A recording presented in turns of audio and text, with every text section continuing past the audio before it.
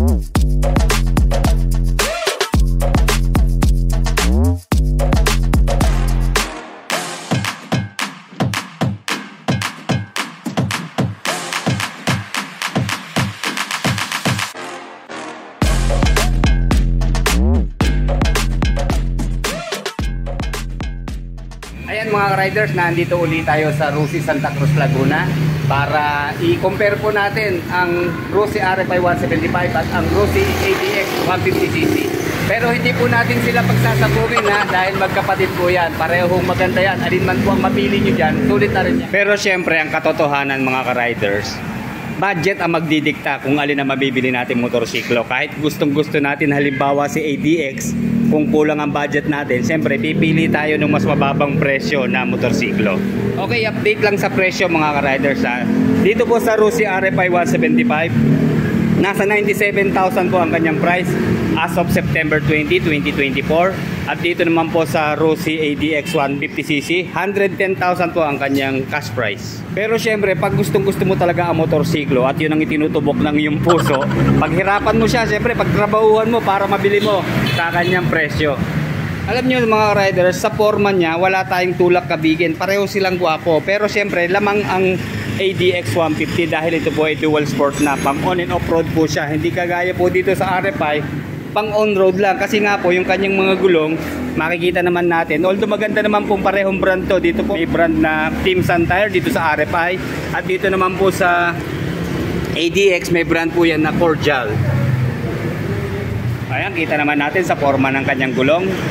Pang on-road ho talaga. So, pag Pinoy rider ka naman, pwede rin yan sa off-road. Basta pagalingan na lang, ano po. Pero syempre, kung maninigurado tayo, kung ang ating lugar ay talagang rough road or uneven na kalsada at matataas na lugar, syempre dito na tayo sa pang off-road na gulong. And then i-compare po natin yung size ng kanyang gulong. Dito po sa ADX, meron po itong sukat na 110 by 80 by 14. So malaki po ng konti yung kanyang mags na ang diameter po ay 14 inches.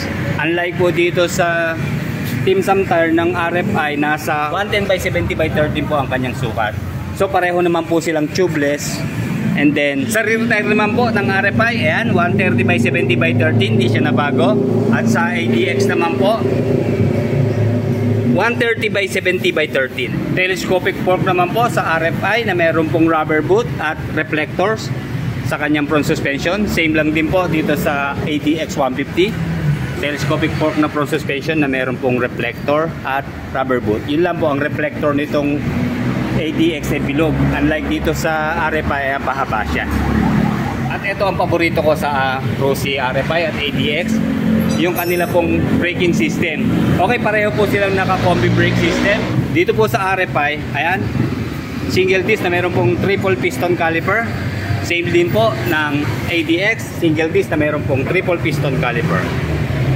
Okay, kapag CBS po ang inyong preno, meron po yung 30% na preno sa likod at shear na 70% na preno naman dito sa front. At dito panalo sa preno rin sa rear dahil naka single disc na rin po siya na meron pong single piston caliper. Same lang din po dito sa ADX, single disc na meron pong single piston caliper. Same brand din po sila ng mga caliper. Dito po meron siyang brand na HT. Same lang din po dito sa RFI. Ayan, HT. And then may pagkakaiba po sila sa rear suspension. Napansin ko po dito sa kanilang shock absorber, dual na po siya, pareho yan. Yun lang, parang mas mahaba po ang shock ng ADX. Unlike dito sa RFI, medyo maiksi po siya. And then hindi siya adjustable, ano po. Pareho po silang hindi adjustable. Okay, sa lighting system naman po sa dalawang motorsiklo na to, almost same lang po sila dahil pareho lang po sila naka full LED na. Okay, dito po sa ADX, makapansin natin yung kanyang projector lamp na headlight. Bali, dalawa siya, parang kwago ang kanyang mata. Diba? Laki ng mata. And then dito naman po sa RFI, medyo maliit siya pero apat naman yung kanyang projector lamp. Ayan, kaya sigurado, lalo't LED na, malalakas po ang kanyang ilaw. Okay, sa DRL, ayan, pareho silang naka bad boy look na LED DRL. Ayan, kita nyo naman ang sungit ng kanyang DRL. Kapareho po dito sa ADX. Ayan, ganit na ganit yung kanyang mga kilay, diba?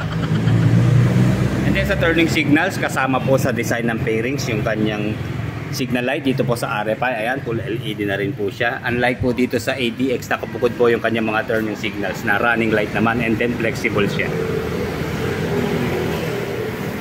And then dito naman lumamang ang ADX pagdating po sa kanyang windshield. Kasi sa windshield po ng ADX, adjustable po siya. Ayan, hihilahin lang po natin itong dalawang bracket na to, may aangat na natin yung kanyang windscreen. Unlike dito sa RFI, nakapix na po siya.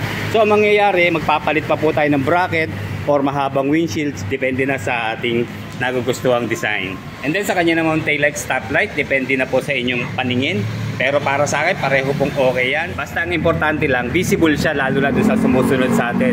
Sa tingin ko, mas lumalamang po ang taillight ng ADX dahil malapad po siya, malaki ang kanyang taillight. Ayan, kita nyo naman yung kanyang mga diode. Ayan, ang dami po rito sa gitna. Yan po ang kanyang stoplight. And then dito yung dalawang parang letter C shape. Yan po yung kanyang taillights.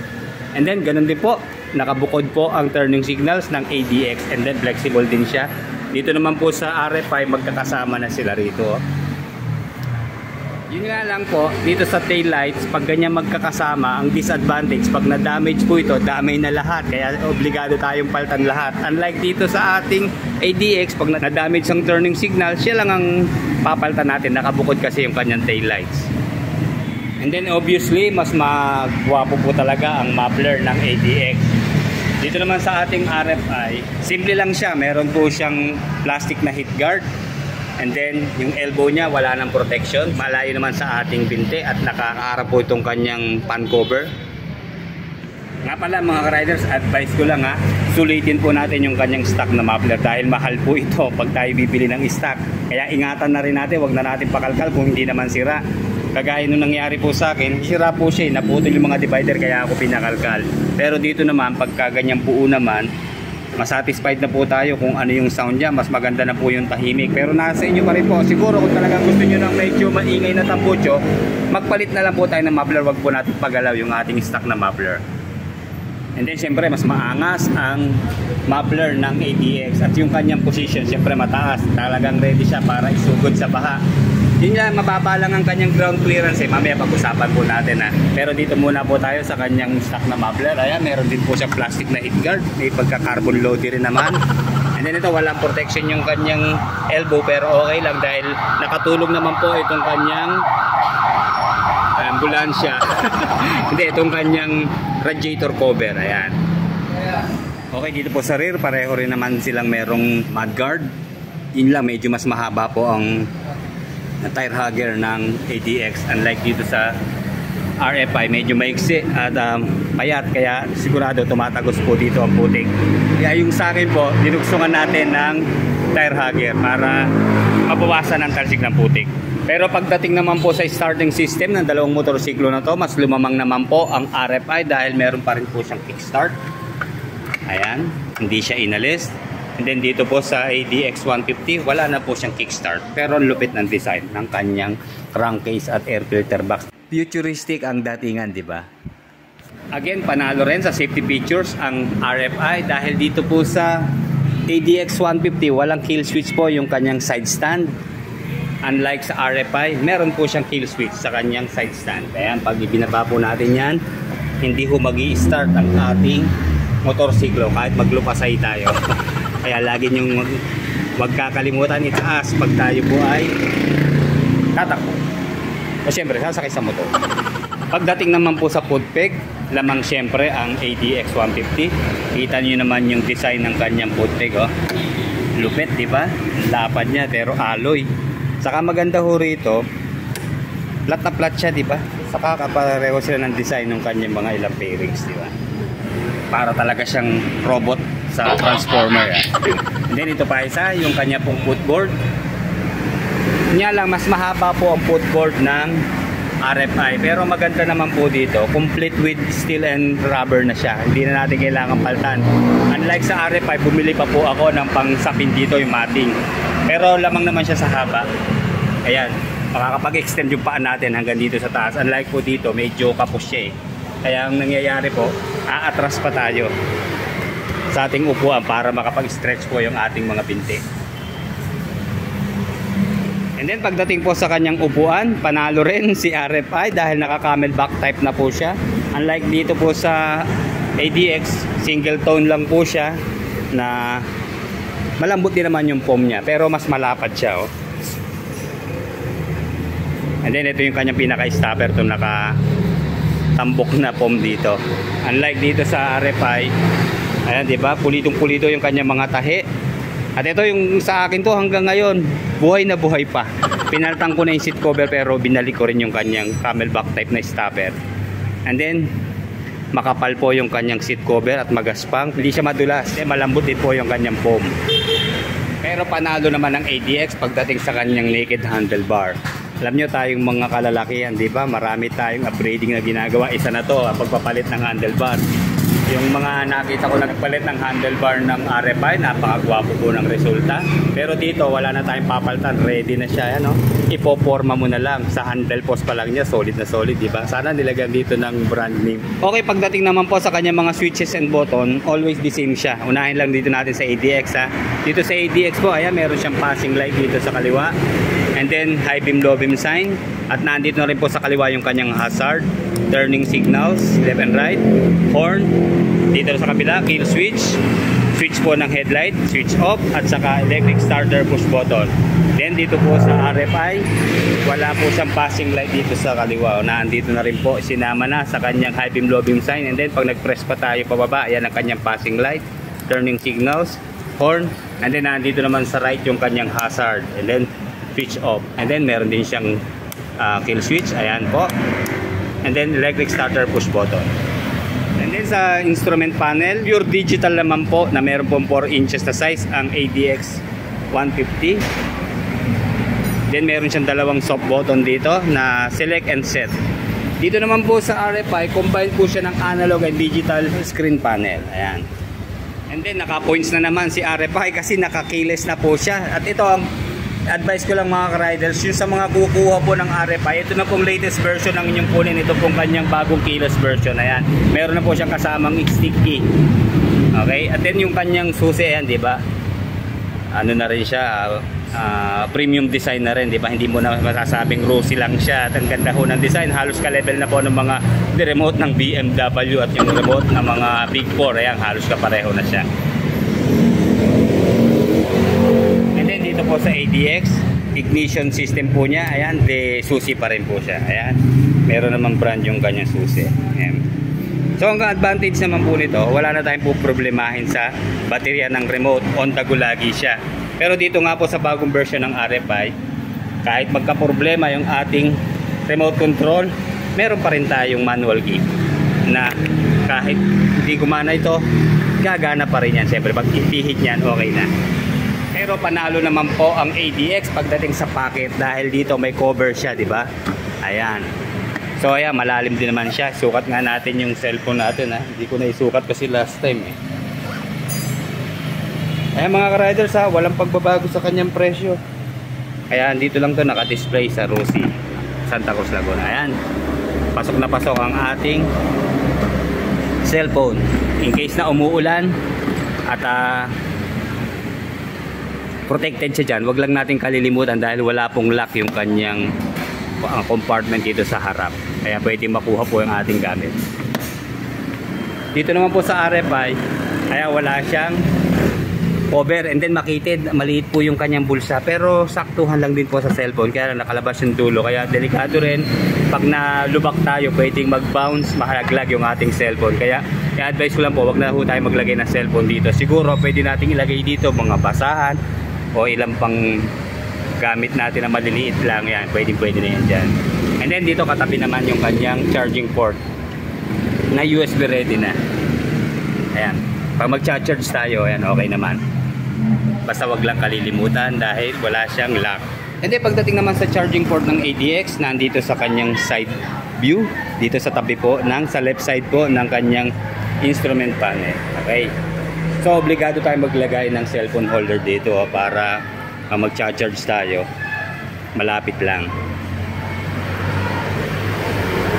Okay mga ka-riders, hindi ko na i-compare yung kanilang decals at saka mga emblem kasi yan naman po ay napapaltan naman. Kahit kulay ng motor pwedeng paltan, pero nasa inyo ng taste kung ano talaga ang kursunada nyo. Kasi dito po sa Rosie RFI at emblem ang ginamit, and then sana dito ginawa na rin emblem, no? Kasi ano lang mo siya, decals lang ang ginamit.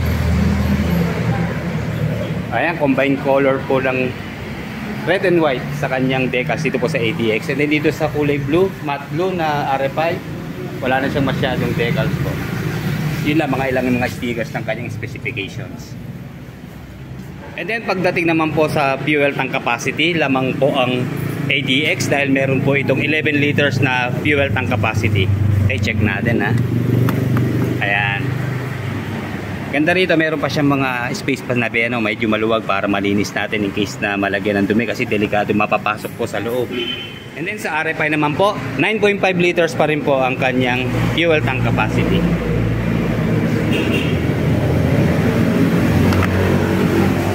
Pero pagdating po sa underseat storage, panalo naman si ADX. Okay, yun na, pagbubukas po ng upuan, makikita naman natin may dalawang open. Ito pong isa sa fuel and then ito sa upuan.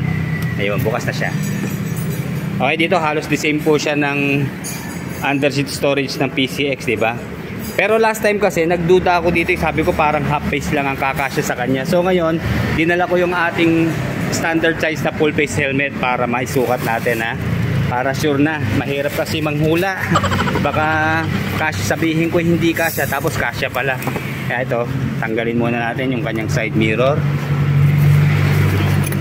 At yung kanilang ilang manual tools, yan, na ikalat ko na dito. Lagay muna natin sa baba. Okay, yan, hindi aagaw sa space ng U-box yung kanyang pwesto ng battery kasi nasa gitna po siya, papasok siya, ini-install. Kaya meron pa siyang cover dito, diba? Okay, check na natin, ha.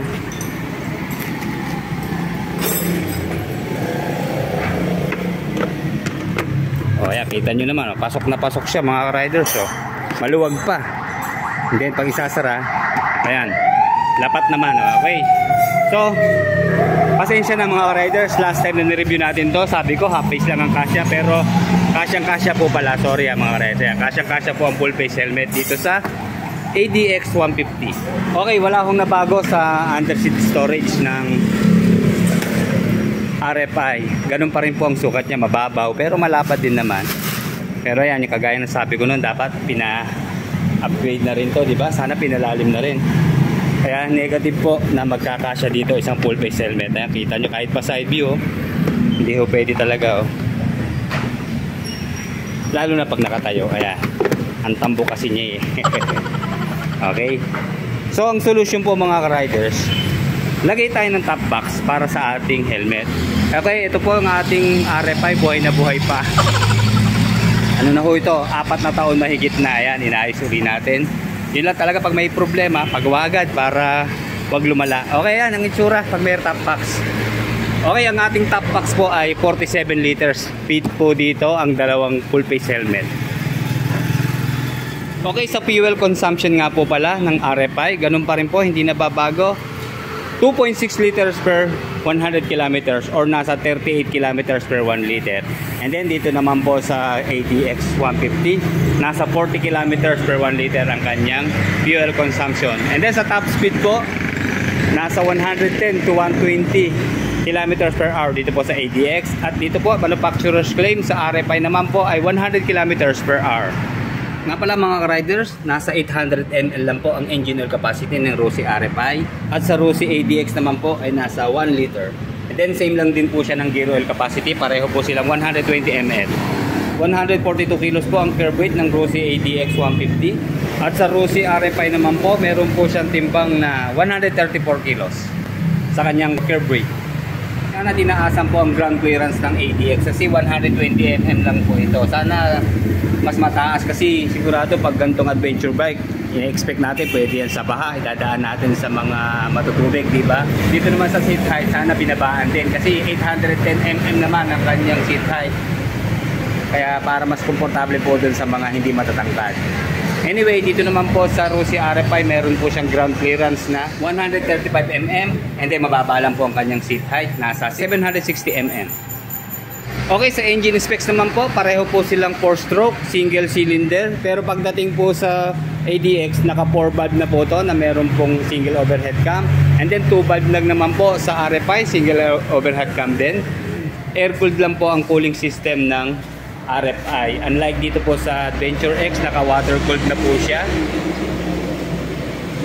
And then pareho po silang fuel injected sa kanilang fuel supply system.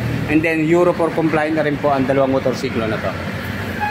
171.7cc sa kanyang exact displacement sa RFI. And then 149.3cc naman po sa exact displacement ng ADX 150. And then dito po sa Rossi ADX 150, meron po sa maximum power na 14.7 horsepower at 8,000 RPM and maximum torque of 14 Nm at 6,750 RPM. And then dito naman po sa RFI, meron po siya maximum power of 11.5 horsepower at 8,000 RPM and maximum torque of 12.4 Nm at 5,000 RPM. Okay, ito na po ang update price ng RFI ngayong 2024, September 20. Okay, meron po siyang cash price na 97,000. Magda-down po tayo ng 7,000.